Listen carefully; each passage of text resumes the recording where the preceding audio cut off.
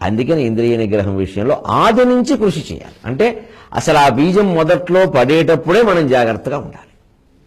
ఇవన్నీ అభ్యాసాల్లో భాగాలే. మనం ఎవ్వరము తప్పులు చేయని వాళ్ళం కాదు, మహానుభావులే అంగీకరించారు. యేసుక్రీస్తు లాంటి మహానుభావుడు ఒక వేశ్య మీద ఎవరో అందరూ వచ్చి రాళ్ళు వేస్తూ ఉంటే తప్పకుండా వెయ్యండి, ఆవిడ నేరమే చేసింది, లోకాన్నంత వ్యభిచారానికి గురి చేయడం ఆవిడ చేసిన నేరమే, నేను అంగీకరిస్తున్నాను. కానీ మీలో ఏ తప్పు చేయని వాడు ఎవడో ముందు రాయి వేయమన్నట్టు. ఎవరి తప్పులు వాళ్ళు ఆలోచించుకున్నారు, రాళ్లన్నీ కింద పడ్డాయి. ఆ యువతి రక్షింపబడింది ప్రభువు చేత. వీళ్ళు వెళ్ళిపోయారు. తర్వాత యేసుక్రీస్తు మహానుభావుని యొక్క మాటలు అలా ఉంటాయి. అమ్మి నేను కూడా నీ మీద రాయి వేయజాలను అన్నాడు. ఎంతటి మహానుభావుడండి!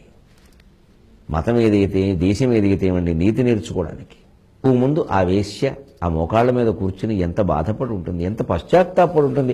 ఆవిడ వృత్తి దోషం అనిపిస్తే ఆవిడ మానేసేలా చేశాడు ప్రభు.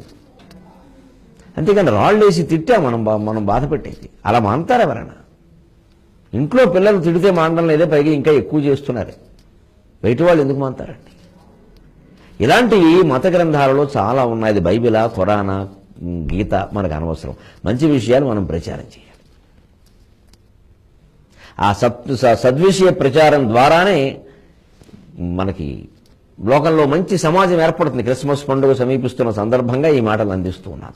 మనకి హైందవులకి అన్ని మతాలు సమానమే, అన్ని ధర్మాలు సమానమే. మనకు కావలసింది మంచి. మనకి పరమత సహనమే కాదు, పరమత ఆమోదానికి కూడా సిద్ధమే.